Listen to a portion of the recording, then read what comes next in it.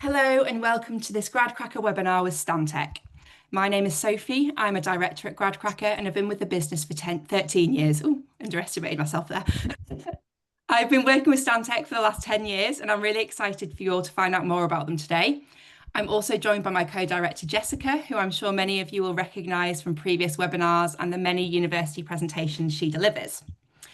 During today's webinar, our aim is to find out more about Stantec, their opportunities and what life is like working there. Starting with our contact Charlotte from the Early Talent Recruitment team, we'll have an introduction to the business and their opportunities. The rest of the panel from Stantec will then talk to you about their educational background, their day-to-day roles, what life is like at Stantec and their future plans. Towards the end of the webinar, we'll discuss the recruitment process and give you some hints on tips on how to be successful in securing a role with Stantec, including some of the individual experiences of the graduates. We've also got some questions that have been submitted by you, our students, so these will be asked throughout the webinar as well. Okay, so let's get started. Charlotte, thank you for joining us. Can you tell our audience all about Stantec? I can. Thanks for the introduction, Sophie. And yeah, pleasure to talk to you all. So we are a global leader in sustainable engineering, architecture and environmental consulting. We employ 32,000 colleagues across 450 locations in 6 continents in a multidisciplinary environment, so including buildings, infrastructure, water, energy, environmental services, with our functional services underpinning everything that we do. I'd certainly say the future is bright for Stantec. We're already delivering on our huge growth plans.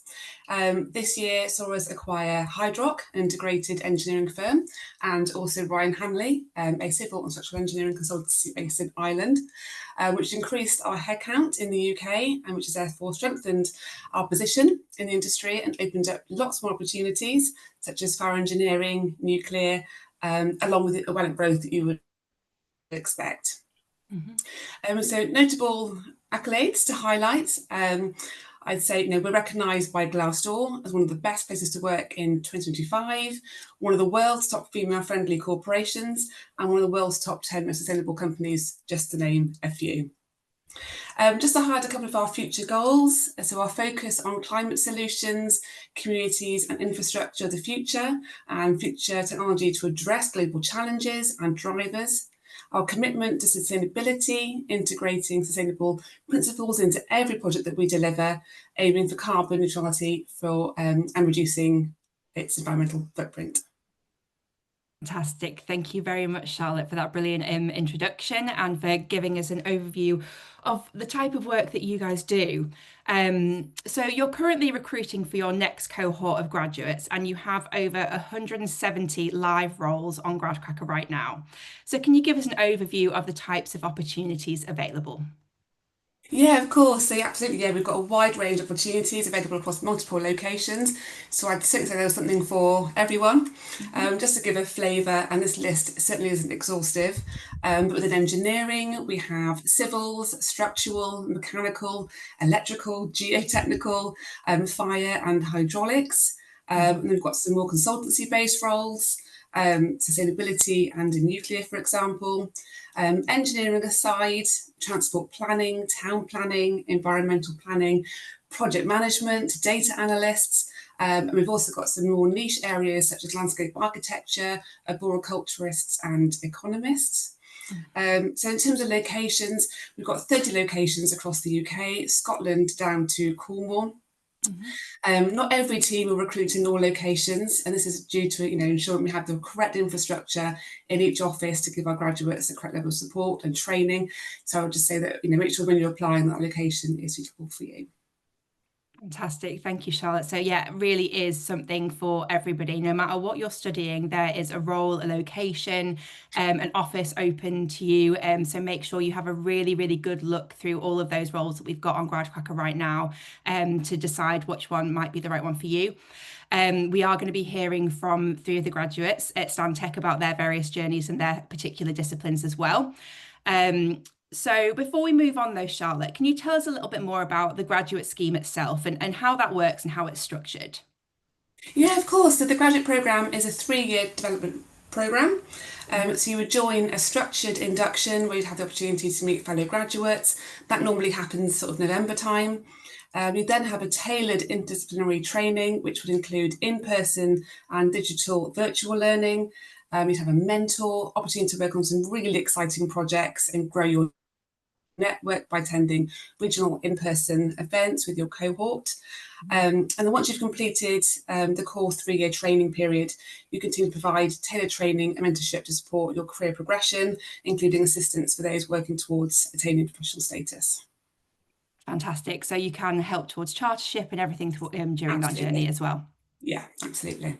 Fantastic. That's brilliant. Thank you very much, Charlotte. So I think we're going to hear a bit more detail from Elizabeth, Francis, and Joe about their journeys so far. And we're going to be coming back to Charlotte towards the end of the webinar to run through the recruitment process and find out a little bit more about how all of that works. So now we are going to head over to meet our graduates. So like I said, we're joined by Francis, Joe, and Elizabeth, who all found their roles on Gradcracker. So over to you, Jess. Perfect. Thank you, Sophie, and thank you, Charlotte, for that brilliant introduction.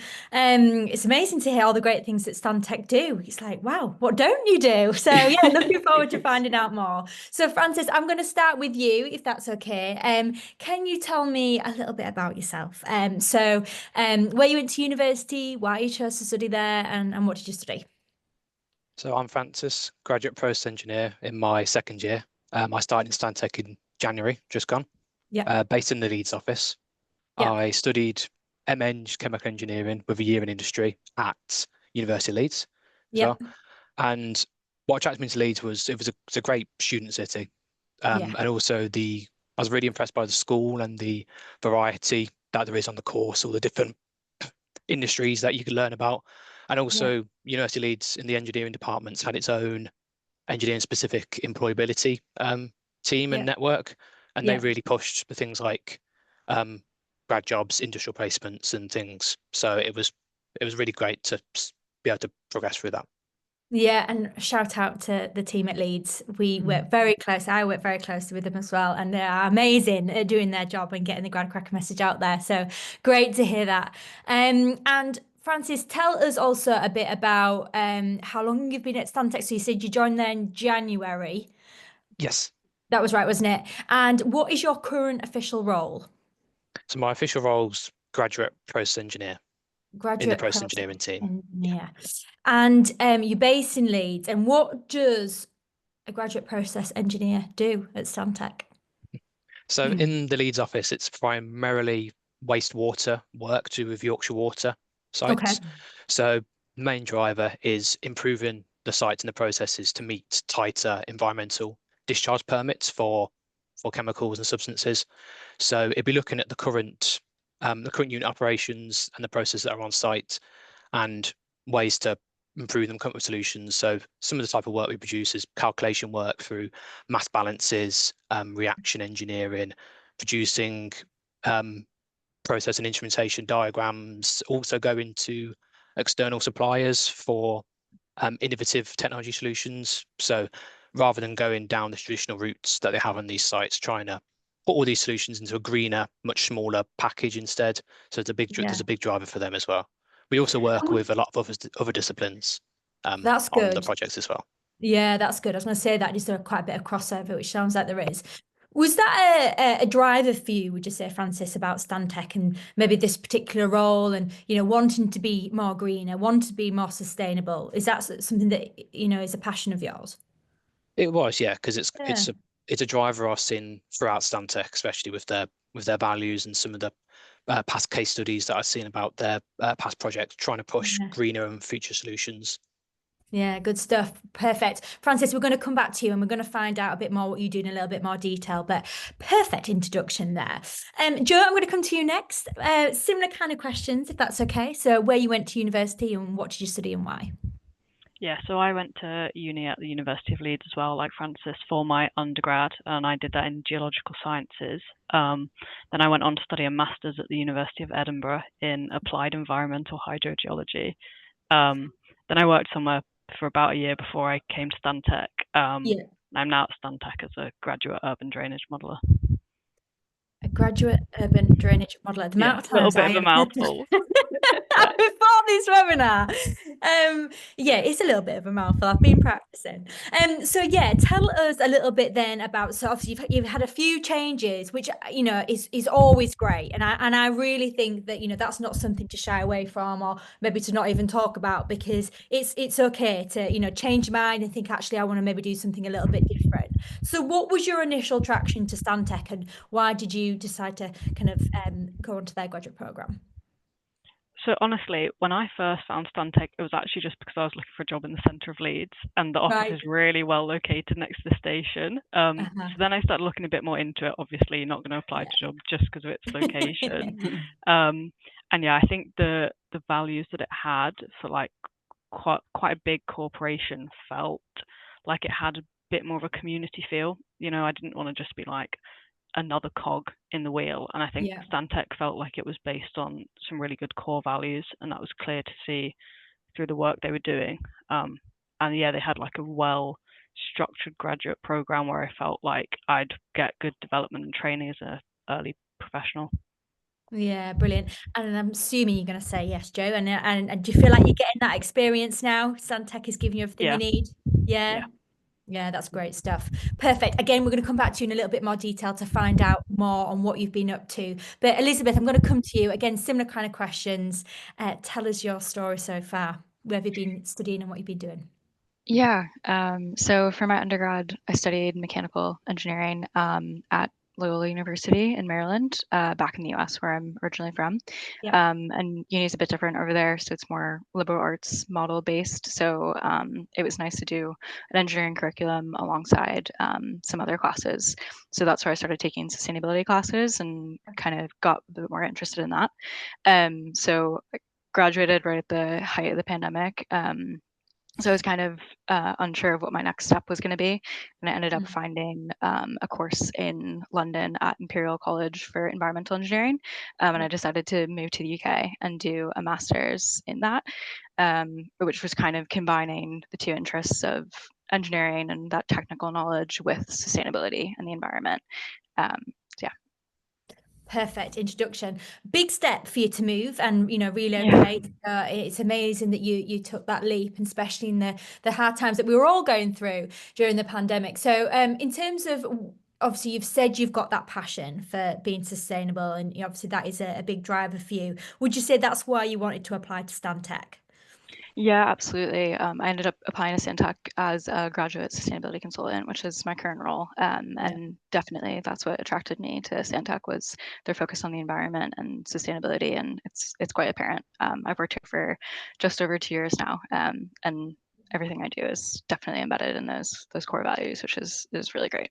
That's nice, isn't it? It's good to feel as though that they're keeping up with what they're saying and what they're doing, Yeah, and you're a absolutely. massive part of that, which is amazing. Again, we're going to come back to in a little bit more detail, but to find out more. But Francis, could you tell our audience a little bit more detail about your role? So the kind of things that you've been involved in so far since January. Anything that you want to share with the group? So alongside sort of the technical work that we do in the office, we go on quite a lot of site visits as well to these different wastewater sites to assess what's already there, like the sort of space that we've got to work with improvements. And they're really good to see. They take the stuff that you've been doing on paper and on computer and see it in real life, particularly with the different scales of things and how well and not so well some of these places operate. And just because with the site, there's some like massive ones. So like there's a massive one outside Leeds city centre that treats all the Leeds as wastewater. So that was really interesting to walk around and see how much going on there. But then on the flip side, you go to a site that serves 10 houses, and it's just seeing the different scales. So yeah, so they've been really interesting. We also work collaboratively with different offices in the UK as well. So because there's quite a lot of work on, to be honest, in the wastewater industry. So we collab really well with different offices via Teams, and also internationally as well. Do you? There's Oh, a I didn't know big that. there's a big engineering community in Pune in India, and Yeah. the process engineers there we're part of the same process engineering team. So we have weekly update meetings with them, and then also collab on different projects, and also a few people in New Zealand as well, and variety of places. So you get to meet a variety of people. Yeah, that alongside is so doing all good. your And work. it's really good as well for, you to personally network, and Yeah. build that, kind of group of contacts. Again, a bit of a curveball, you know me, Francis. I did pre-warn, but I get the impression from you, again, you're quite a good problem solver. So you would be able to look at a situation and think, this is what we need to do here. Would you say that is a skill you have? Has that helped you in your role so far? I'd like to think so. It's especially, I'd say it's definitely improved since I Yeah. started, because it's kind of had to do with the variety of projects, and on each piece of work you do, it's kind of nice in what Stantec do. You kind of don't really feel like you're a level below, like a graduate whilst you're on this project. You're the process engineer, sort of do on these projects, and then people come to you for answers from the different disciplines stuff, and vice versa. And Yeah. then you get to present the sort of work you've done towards optioneering stage and things like that. So your problem solving is directly contributing to these solutions that will eventually be developed on these sites and make a difference, hopefully. Yeah, it must be nice as well. I mean, I know you've got a bit of experience already, but people coming to you and saying, "Oh, so what's the answer, Francis? What are we going to do here?" And to be able to adapt to those situations, it must be really, really good. You mentioned obviously a little bit about travel. So obviously you like Leeds, you love Leeds, which is great. Could you have the option to travel in the future to the different offices and relocate? Yes, you could. They do mention about relocations and things. If it's something that you're interested in, they pretty much support that, whether it's in the UK or possibly Oh, abroad. There's been oh, stories of brilliant. Okay. Yeah. there's been stories of people moving offices for a variety of reasons, and nationally or internationally. So it's something that you can work with Stantec with if it's in everyone's best interest. Yeah, definitely, of course. Well, I like to ask that as well because it feels as though then you could really have a long career with Stantec. You can change, you can adapt, and obviously the Stantec then would support you throughout that, which is really, really good. So perfect. Thank you so much, Francis. Jess, Oh yeah, before go we on. move on, I just Yeah. wanted to ask Francis about kind of what a week looks like, because you mentioned there a little bit, a few different things that you do, site visits, you're in the office a bit. What does a typical week look like? Are you in the office every day? Are you out 3 days a week? How does it all work? So for early careers, actually, Stantec encourage 4 days a week in the office, depending if that's doable. I live quite close to the office, so I like to come in as much as I can. Mm-hmm. In terms of going out and doing side visits, they're kind of just as they come up. Like you could go like weeks without going on one, and then you could do 5 in one day, which I Right. which I did one time, which was interesting Wow. for quite a long day. So typical things during the week are like team catch-ups and project check-ins and things like that. And then the rest of the time is kind of just doing your own deliverables and putting in meetings with people if you need information and things like that. So it's kind of, apart from some of the catch-ups, no 2 weeks are the same, really. Mm. And that's nice because it keeps things interesting, doesn't it? And Yeah. you're meeting new people all the time, got different things going on. You don't want to know exactly what you're doing every single day from minute to minute, is it? It's no fun, is it? So that's great. Thank you, Francis. Sorry for the interruption, Jess. No, it was a good question actually. Again, I think yeah, you can expect that, especially in your role, Francis, no week will look the same. It's like you say, going to different places, seeing different things, which is super exciting. So, Joe, I'm going to come to you because I love to say your job title as a graduate urban drainage modeler. What do you do? Tell me in more detail and the projects that you've been involved in so far. Yeah, so I guess a little bit of background to start with, because most people probably have absolutely no idea what that actually means. And neither did I, to be honest, before I got the job here. So that's not, wouldn't let that stop you applying for this kind of job if you think it sounds interesting. So all kind of like urban areas, cities, small towns, they have really large wastewater networks. They're primarily underground, so you don't see them. And what they do is they transport and capture all of the city's wastewater and often rainwater too, and they transport that to a treatment works where it can get treated. And as a modeler, what we do is we use software to create a realistic, or as realistic as we can get, representation of these systems. And then these models, they can be used to aid design teams and to help solve problems. You can use them to kind of like look into the future and predict things as well. So that can be really helpful to try and solve problems, reduce issues like flooding, pollution, things like that. Yeah. And then What's some of the questions here? Am I going Go through on. my mind? What would you say the biggest problem that you have at the moment is? What's kind of a common issue that you've maybe got? So the majority of the work that we're doing here in the Leeds office as a modelling team, the main client is Yorkshire Water, and their kind of big project at the moment is to do with storm overflows. Okay. Which is, I think most people probably will have heard about it on the news. Things like you get discharges from, they're called CSOs, which is a combined sewage overflow. And basically what that means is that there's a pollution incident into like a river or a water course and things like that. And Yorkshire Water are working really hard to try and reduce them. And that a lot of work we're doing is to help with that. So designing solutions, working in tandem with civil engineers, mechanical engineers, people like Francis, sometimes as well, his team, to try and reduce the number of times that happens. Yeah, no, and that's great that you are doing that. So well done, Joe. Yeah, you do hear about that in the headlines of the news and stuff, but it's great that Sorry, you know you're Jess. tackling it. Go Sorry, on. just to jump in again. Would you say that is it's an increasing every year, the kind of need for that overflow,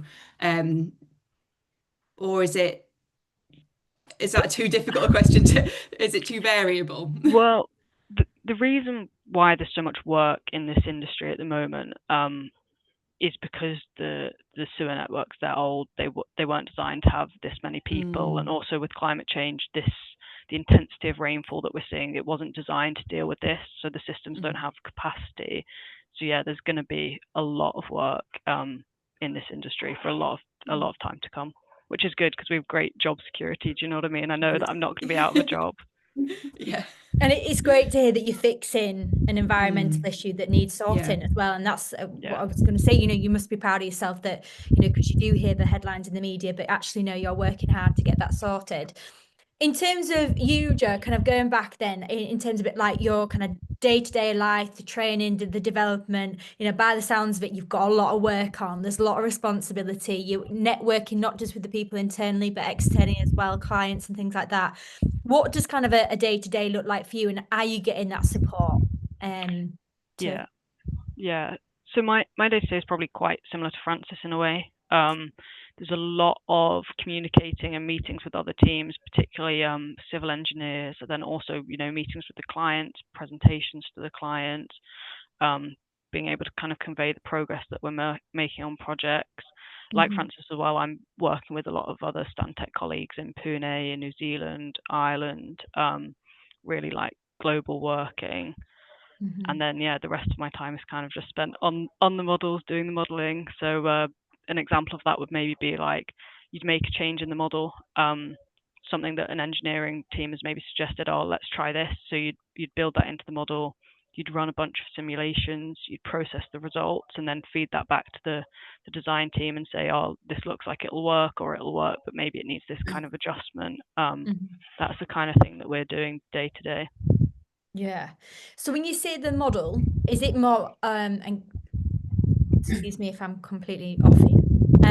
This isn't coming from a technical brain. Is this like a CAD model that you've got, or do you have like a physical kind of model that you use? How does this model work? So it is a piece of software. Okay. The software that we use is called InfoWorks ICM, which is quite like industry standard for this kind of modeling. Really, I think that's the most common software you'd find this kind of work done in. Most of the work we do is kind of like 1D models, but they have like depth and also time. So you can do a simulation for say like 50 years, 10 years, 5 years, and then you can look at the results as like depth in the pipes. You can look at long sections down like a set of sewer networks. Yeah. Joe, question. Again, sorry for this curveball one. For the students that are watching, is there anything that, you know, if, you know, when they were putting an application together for Stantec after the webinar, is there anything that they could do or anything in the meantime to kind of practice maybe a certain CAD software or practice anything that maybe would help in your role? Or is it all stuff that you've really learned on the job that Stantec have supported you with? I think the thing that I'd say to focus on would almost be like problem solving, because I think a lot of the software specific stuff, you can pick up, and Stantec has kind of programs and modules to help teach you that, you'll pick that up on the job. But really a lot of what we do is it's problem solving. It's trying to figure out how you can do something, and a lot of it is communicating as well. Like, as modelers, I feel like it's a bit of a dark art. No one really knows what we're doing, so a lot of it is being able to communicate that really well, really clearly to people that might not have the same kind of technical understanding that you do. Yeah, that's interesting. I'm glad you're saying problem solving as well, because Francis, sorry to kind of jump on you with what I said there, but I felt as though from, that's really quite how I interpreted your role. You are problem solving all the time. Sounds like firefighter, isn't it? Someone's coming to you with an issue or a problem, you're thinking, right, how can we fix this or resolve it or make sure it doesn't happen again? So yeah, no, that's interesting. That's a really good point. So thanks, Joe. And Elizabeth, I'm going to come back to you as well. So if you could tell us kind of maybe a typical day or the kind of projects and things that you've been involved in so far as a graduate sustainability consultant. Yeah, so with consulting, quite lucky that it's allowed me to get involved in a wide range of projects. So similar to both Francis and Joe, my day-to-day is different all the time, which is great. So I've worked on everything from carbon accounting, data analysis, sustainable urban drainage schemes, climate change risk assessments, net zero strategies. So it's quite varied. And right now I'm in more of a project management role on the client end. And we're working for Severn Trent Water, and that's all about sustainable abstraction of their critical resources. So it's planning how many years into the future on what the pressure is going to be from the population on the environment, what's going to be the current regulator stance on how much water we can draw from the environment. So it's really interesting, and I've really liked the chance to explore a different mix of sustainability issues. I was going to ask that. So again, Joe and Elizabeth, if you don't mind me trying to compare, but Joe, I get the impression you've kind of got depth on a particular subject, where Elizabeth, you're kind of getting the spread across different subjects. So Elizabeth, to come back to you, how do you say pick maybe where you want to go next, or in a particular project? Do you get to choose, or? Yeah, which I think is really unique to Stantec.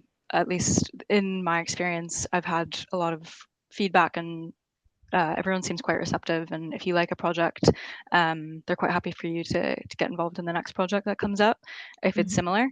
So for example, with the sustainable urban drainage systems, that was one of the first projects I did when I joined. And it was a SUD scheme in kind of southwest, and the next time a SUDS project came up, my name was put forward first, even though I had quite little experience on it. But it was really nice to have that feedback, and you kind of can format it to the way that you want it.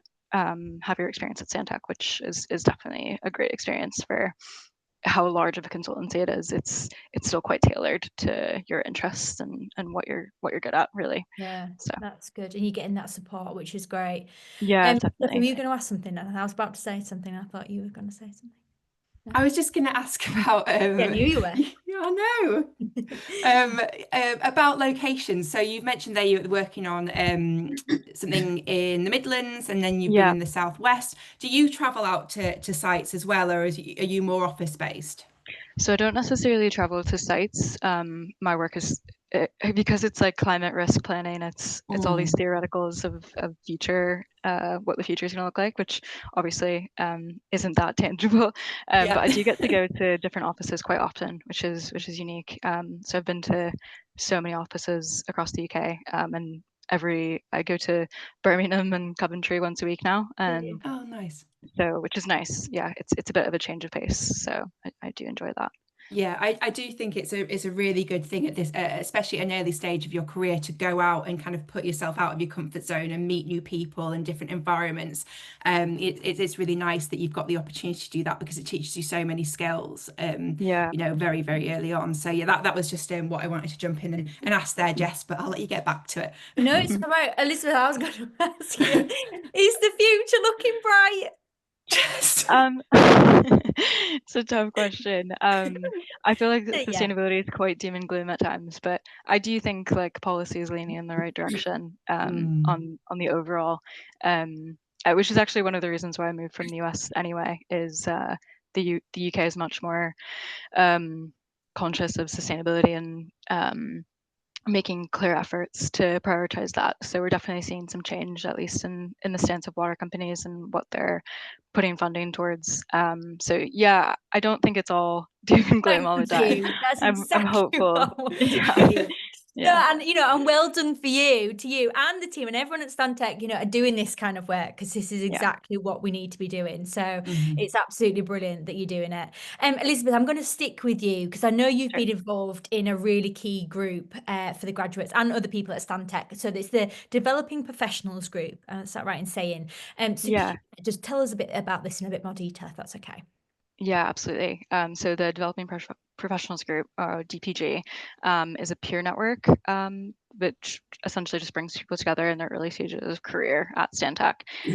So the really nice thing is that you don't have to formally sign up. You're kind of just automatically enrolled into it when you start. And each office has their own branch of the DPG. And so at its core, it's really focused on four main pillars. It's connection to peers, connection to leadership, professional development, and community. So it's kind of this holistic approach to tailoring your experience at Stantec to still think of what it means in terms of your career, what it means in terms of impacting your local community. So it's a really unique network, I think, and it's really I think shows our true company culture, which I'm quite happy to be part of. Yeah. And sorry, Yeah. did you set that up, or was you just part? Are you just part of it?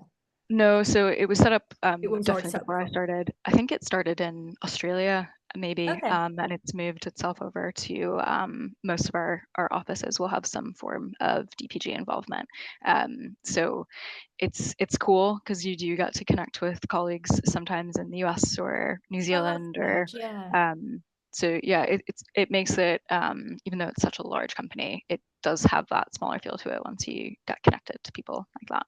Yeah. And then in terms of kind of events and like networking, so how often do you say you get together? Sorry. Yeah, so we try to run events like once or twice a month, and whether Okay. that be like a social event or a networking event, or sometimes it's a professional development skill set session. So I think it is quite dependent on the offices. Some offices are a bit bigger than others and put more events on. So it's all just about capacity. Yeah. But yeah, I'd say like more than once a month we try to get together and do something Yeah. at the minimum. Yeah. And how long can you be a part of this now for the full time you're at Stantec? Yeah, absolutely. It's definitely geared more towards your early stages of career, Okay. but it's something that you can still be part of for so many reasons. Like I think everyone would benefit from professional development Yeah, definitely. at any stage of their career. So yeah, it's quite nice to have that social element when you start as a graduate and know that when you're coming in, everyone's kind of on the same page and Yeah. they're really good about bringing people in and kind of getting everyone involved. It's quite inclusive and yeah, it's a good system.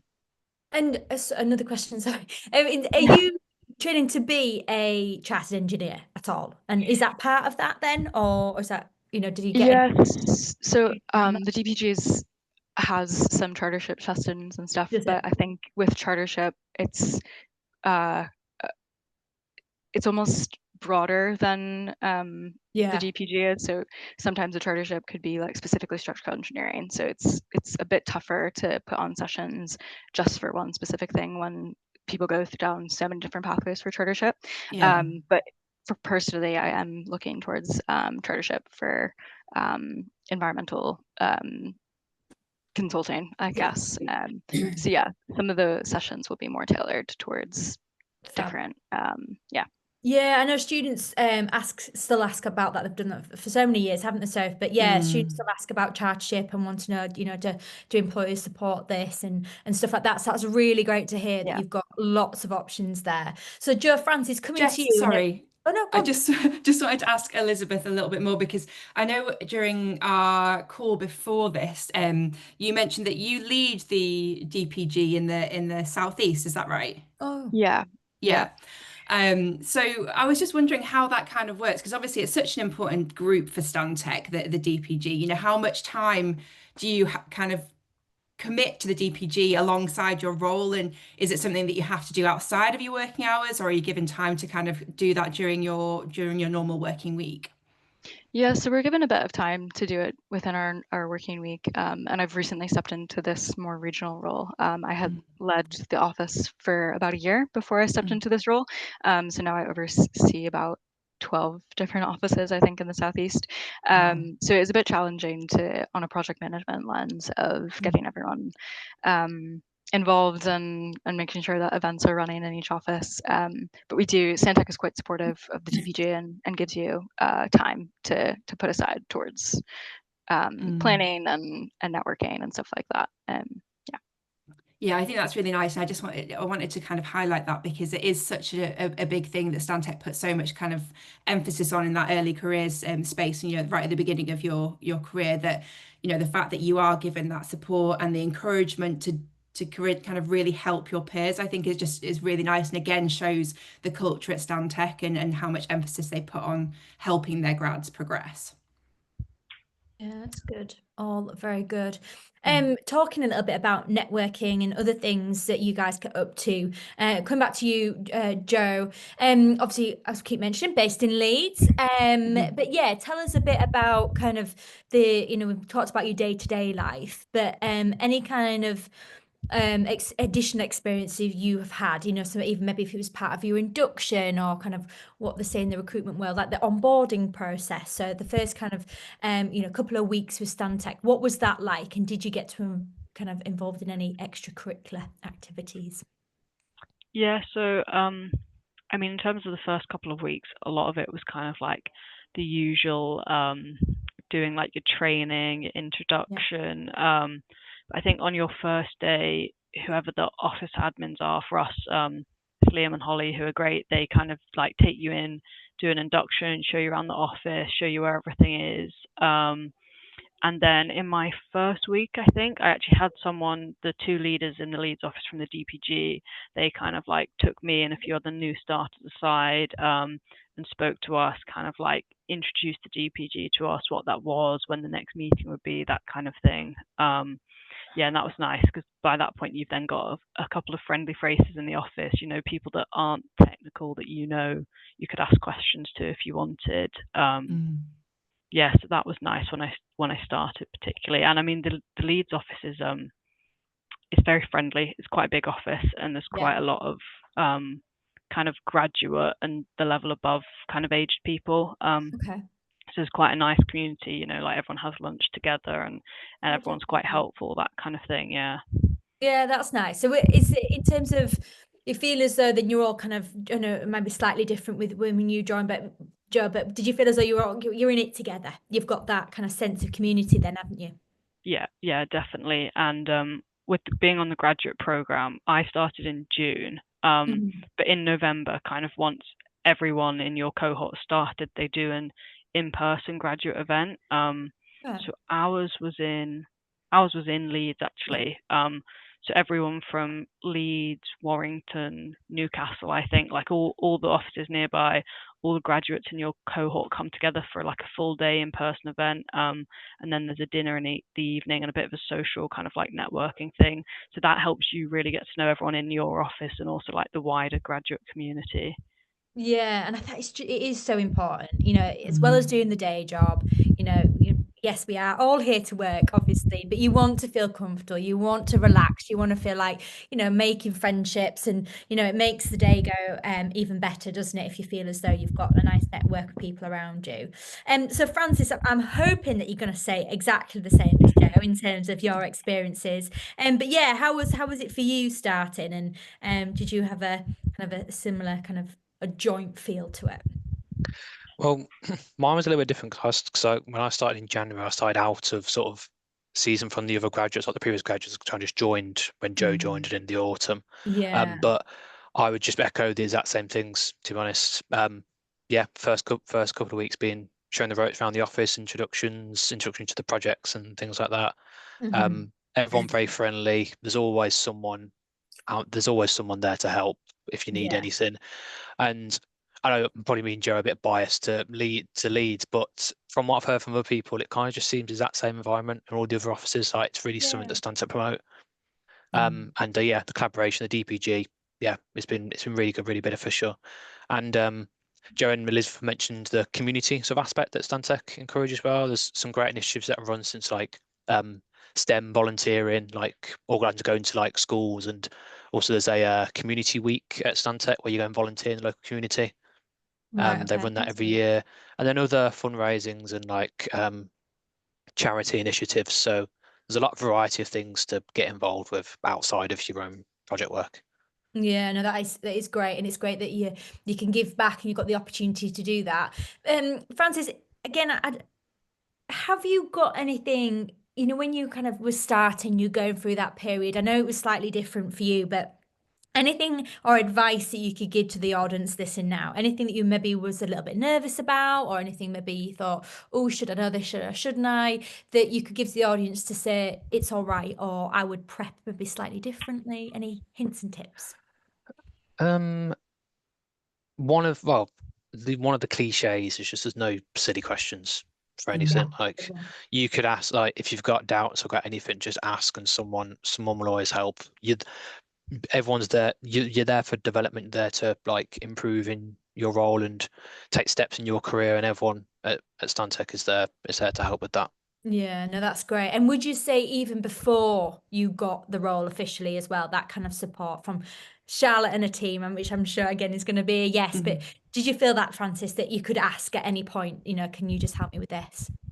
Yeah. So once I got the job, you were in contact with someone from the talent agency, and they were just like, just ask any questions. So we had like a few back and forths on email about things about starting, and then yeah, I felt quite prepared coming Good. to the first day, kind of knew what to expect. I was told like, oh yeah, you'll come in the first day, you meet these people. There's going to be a bag on your desk full of your laptop and everything, and yeah, everything was all ready for me when I first started. So. Yeah, no, that's great. And I think again, sometimes it's that not knowing, isn't it? And thinking, oh, what to expect. And Yeah. I think that's a really good point. It's an obvious one sometimes, isn't it? But it's the best one. Just ask questions. You know, you're at an early stage of your career. You're not supposed to know everything. By asking, hopefully you'll get the answers. And it sounds like you've got a friendly enough team that will work with you. So no, that's great. So thank you so much, everyone. So if I'm going to hand back to you, because we want to find out now how we can actually get that role at Stantec. Fantastic. Thank you, Jess, and thank you, Elizabeth, Francis, and Joe. It was really amazing to hear about your experiences and the different roles that you're all doing. But yeah, I'm going to come back to Charlotte now, and we are going to talk about the application process. So as we've mentioned, your roles are currently live on your hub on Gradcracker. So the students will click on the application link at the bottom of the job description. And what are the next steps? Yeah, of course. So once you click on that Gradcracker apply button, you'll be directed to the Stantec Careers website. You will complete a short application form where you'll be uploading your CV. We do encourage you to adapt your CV to demonstrate your suitability for the role and interest in the role. You do have the option to upload a cover letter. This isn't mandatory, but can be used if you want to provide additional information to support your application, including motivation for applying. So if you are shortlisted to progress to the next stage, you'll be invited to complete an online test through a platform called Arctic Shores. This includes a series of intuitive task-based assessments, which gives us an insight into your natural behaviours and allows us to assess your potential for growth and success within the role. If you'll then progress to the next stage, you'll be invited to complete a pre-recorded video interview through a platform called Willow. And this will give you, an opportunity to tell us more about yourself, and motivation for applying for the role. So if successful following the video interview, you'll be invited to the final stage, which is a face-to-face interview with the hiring manager and another team member.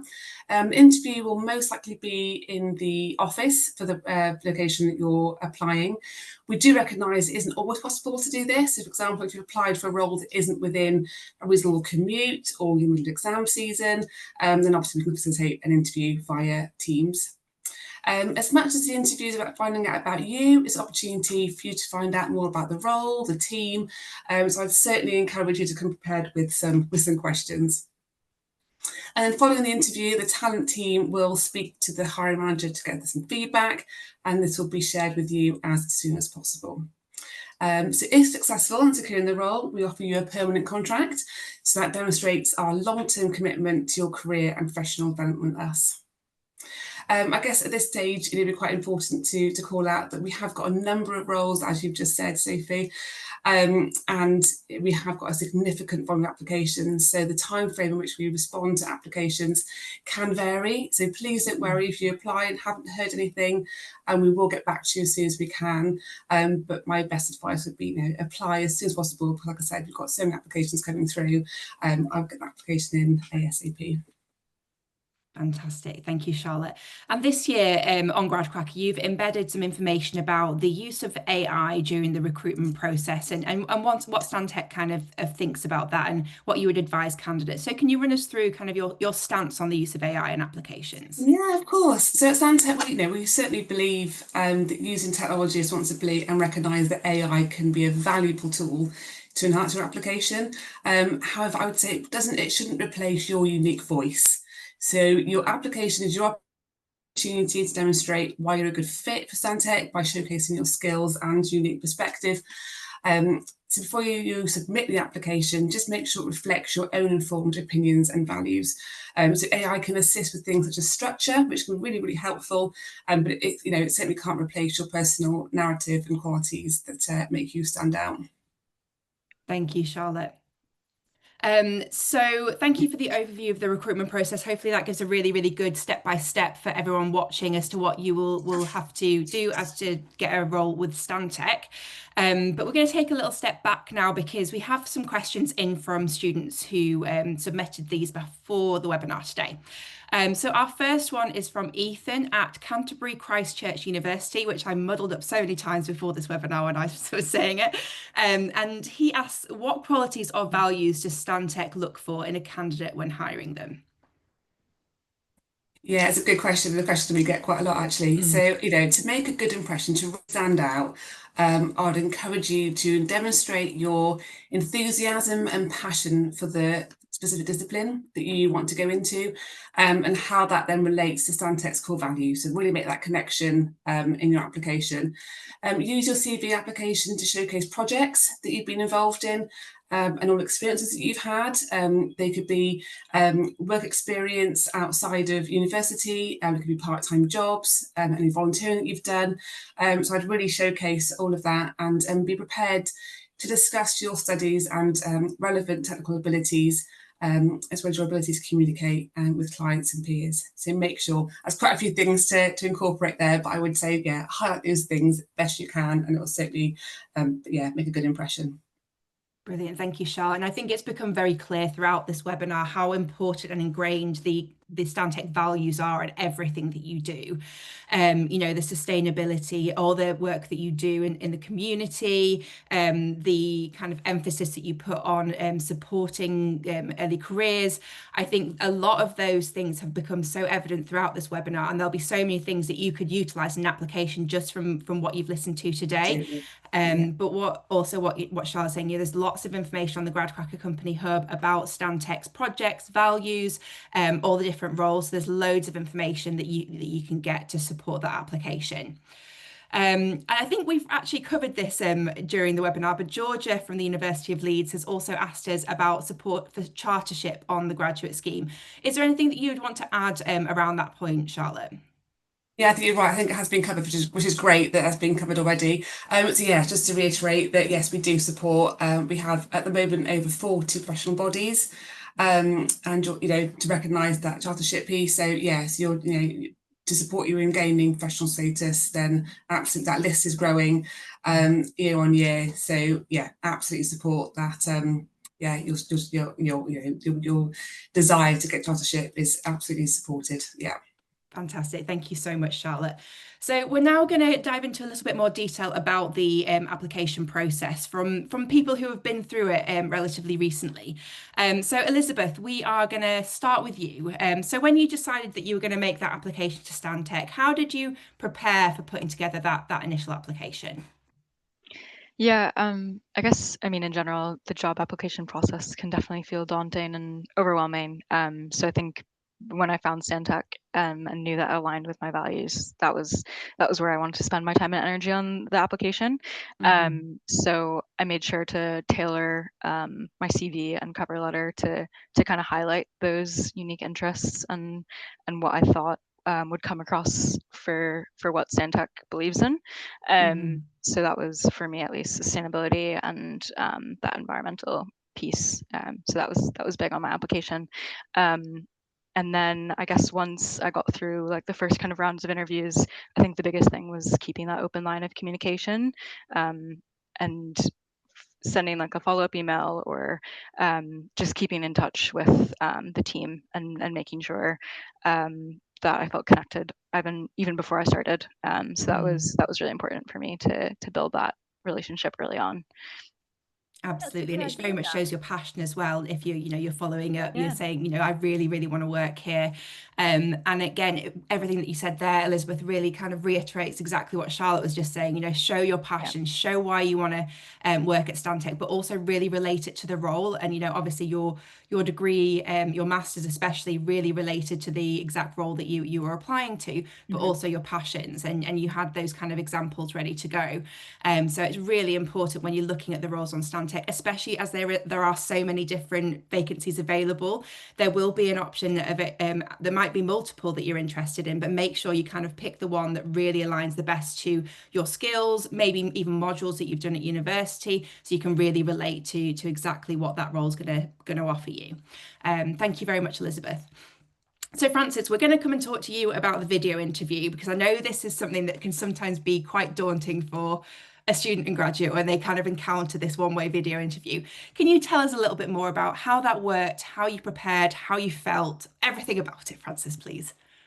Yeah, so as I mentioned, a video interview, calling yourself answering a series of questions based on prompts. So it's usually the question would come up, you get a little bit of time to prep, and then you get a certain amount of time to record yourself, and you can watch yourself back to a couple more attempts. I know, like many people, I hate hearing myself speak on recordings and stuff. So it's a very strange experience to to listen back and things like that. It's also a good sort of step into sort of questions that they may ask in an actual interview. So it's kind of just preparing the same as you would for a face-to-face interview, like about the company, about the role, about hitting some of those like key competencies or some good examples. I mean, in terms of prepping for it, I mean, the things that Stantec are looking for in you and your application, they're already like the answers are written there. The answers are on the hub. They're written in the job description. They're written on the website in terms of the values. So it's just matching your answers and tailoring your application towards the things that are right in front of you when you're looking on the job description. Absolutely. And that's it. The information is there for you to get to. There's so much information on the Gradcracker Company Hub. There's so much information about Stantec that you can research and read and, get all those answers kind of ready to go. Always make sure you have a few notes as well to make sure you've got your kind of key points down.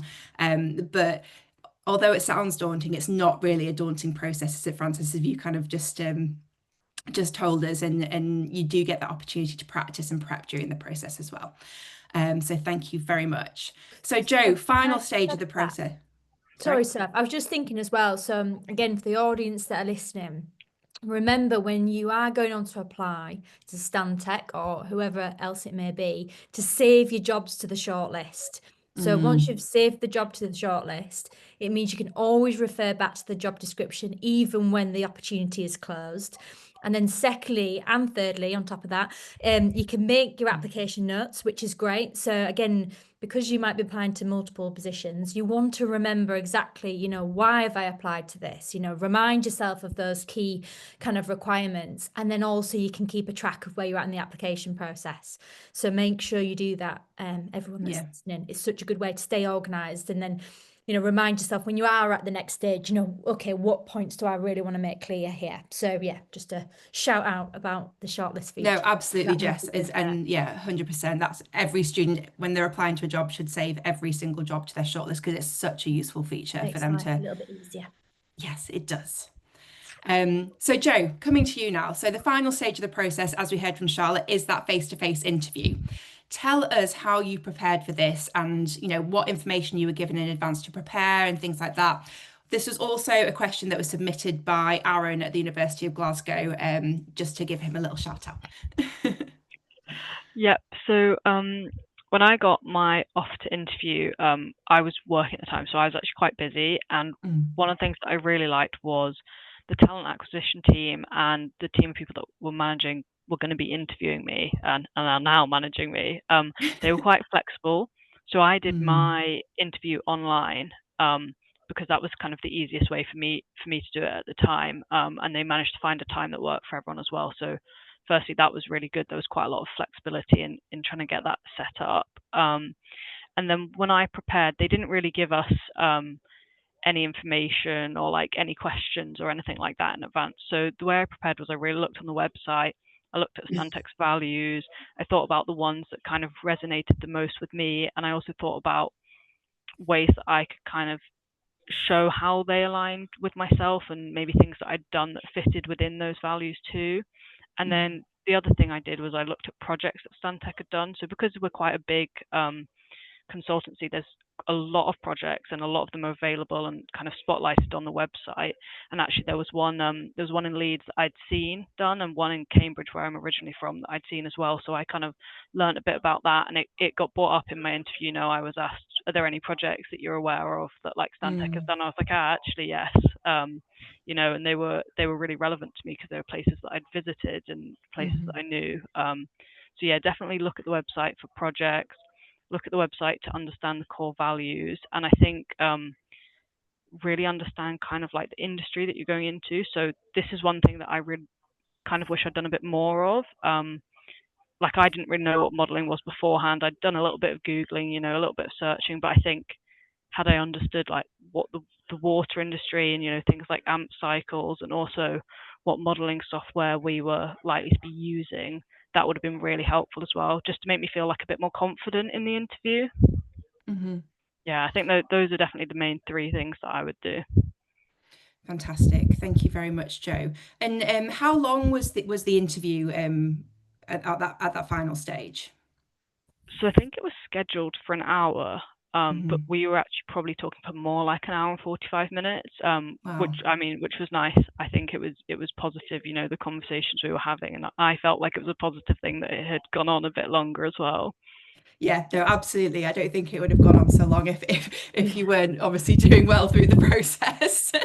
No, that's brilliant. And I think everything that we've kind of discussed here is advice that Jess certainly gives, you know, during her presentations. There's so much information on the Gradcracker Company Hub about the projects, the values, who Stantec is. This is the type of things that we need to be looking at before we apply, and then also referring back to through the process. Like Jess said, save the job to the shortlist. You've got that to refer back to when you get to interview stage, whether that's video interview or face-to-face.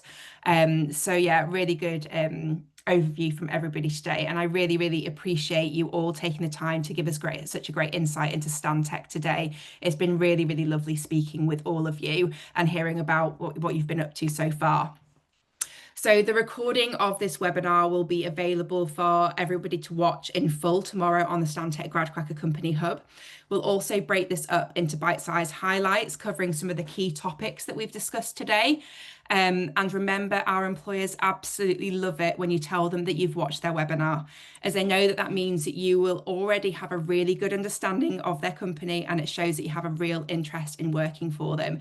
And just looking at today's webinar, there's some great things that you could pick out and reference in an application to show that, you know, you've done some research, you know what the values are, you know, you're looking forward to working on certain things.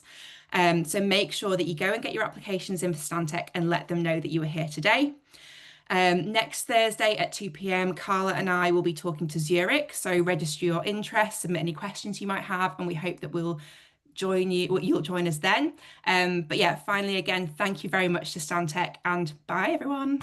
Thank you very much. See you later. Okay, bye. Thank you. Bye.